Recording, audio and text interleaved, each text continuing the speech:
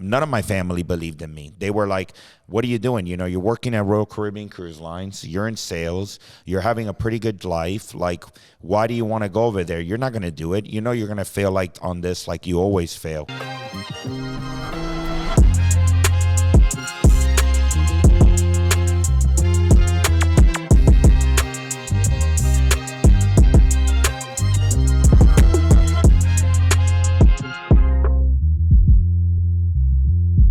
Welcome to Livestream. I'm your host, Dr. Alex Plains, with my co-host, Jeremy Applegate, where we teach you how to stream your life. Welcome, Jeremy. How you doing today? Not bad, not bad. Hey, we have a very interesting topic today. You look nice, by the way. Oh, thanks. You do too, bro. You're glowing a little bit.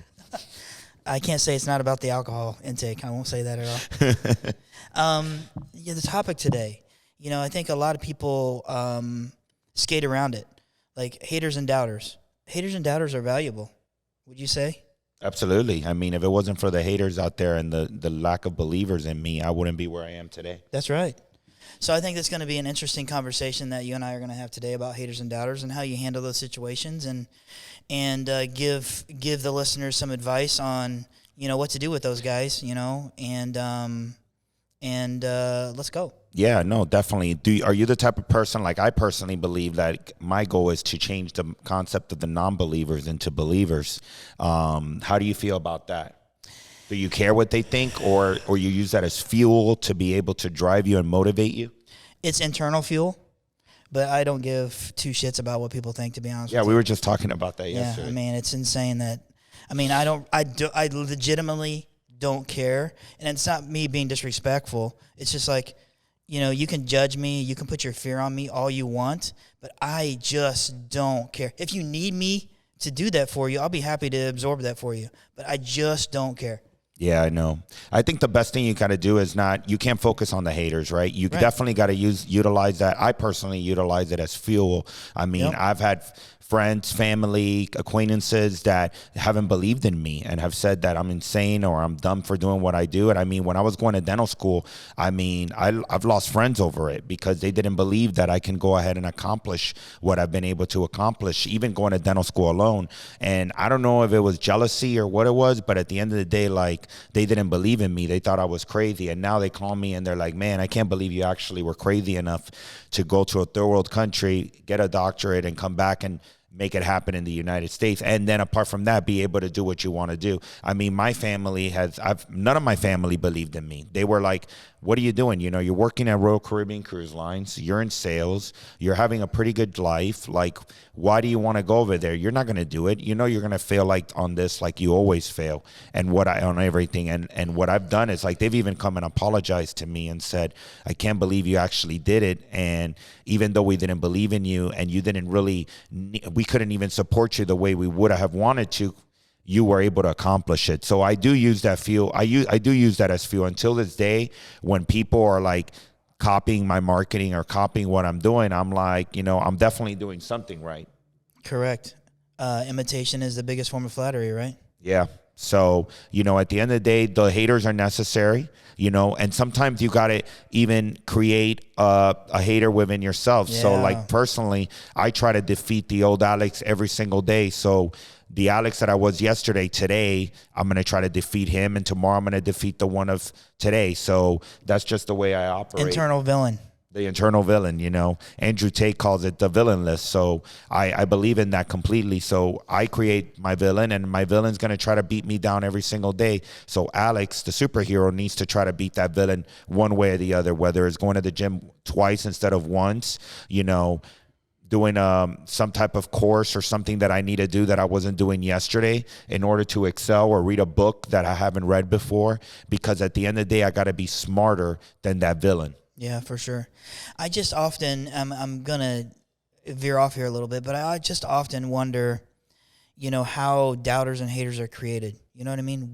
What's caused them to have that idea that failure is the best option? You know what I mean? I just don't understand that. I think it's fear within themselves and lack of trust within themselves. So if you have low self-confidence and you come across a guy that's doing very well, instead of applauding them and trying to replicate from them, you're constantly going to try to bring them down, because you want to bring them into that negativity of where you are, because of your lack of self-worth and your lack of self-confidence and your lack of believing in yourself. So instead of hating on that other person, I think you should have a self-evaluation of who you are and why you're not doing it, and what is making you a coward or making you afraid to be able to do it. You're on yourself. Yeah, I think that, this is just me talking out loud. I think that haters and doubters tend to perceive themselves as being better than everybody else.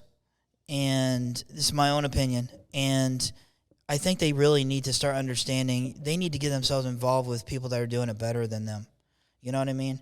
Because that'll give them realization that, shit, I'm not doing everything great. You're a reflection of the 6 people you surround yourself with, and that's who you're going to become. So, like, I always like to learn from people that know more than me. So the majority of my friends are my age, or I have friends that are 20 years older than me, and we're best friends. And the reason I like that is because they respect my decisions, and I respect them as individuals, and I learn from them constantly, and they're huge mentors.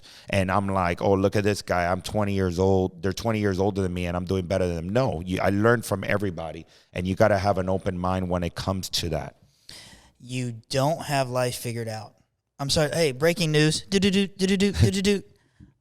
don't have life figured out. Yeah, so you got to learn from everybody around you, and if you meet somebody, I paid thousands of dollars to be able to go to events where I got mentors that I can learn from and evolve from, because they're definitely doing something better than me.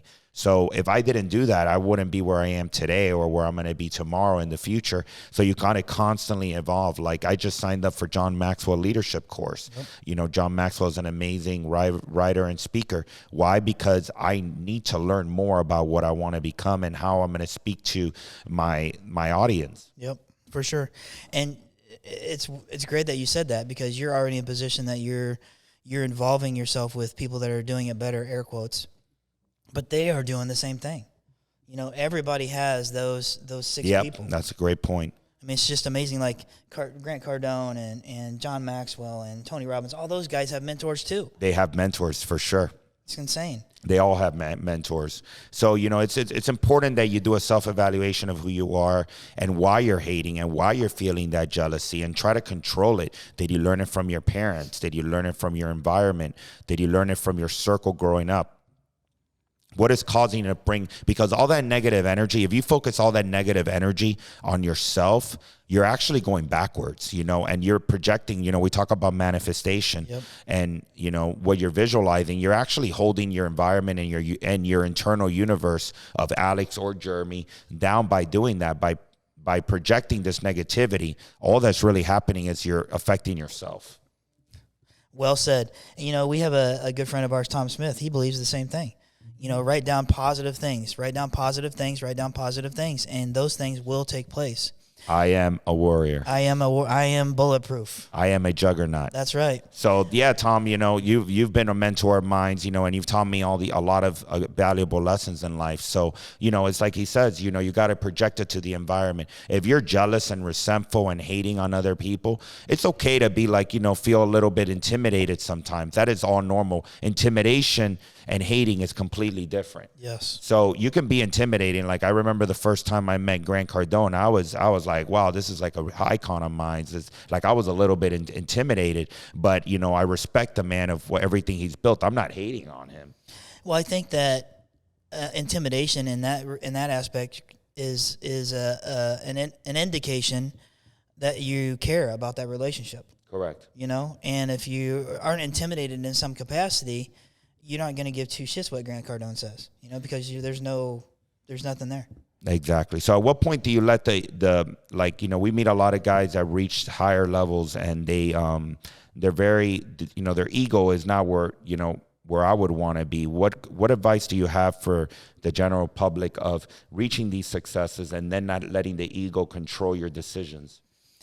Well, I mean, you and I can talk about that for a long time too. It's just being humble, and I know it's easy to say that, but it's just being humble and being appreciative of what's come your way. You know what I mean? You can be hungry, but you can still be humble at the same time.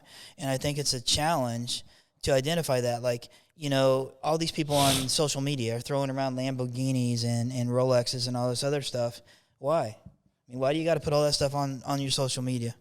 Yeah. I mean, it's great that you have the Lambo, but why do you got to throw that on social media? And I go back to self-confidence a little bit.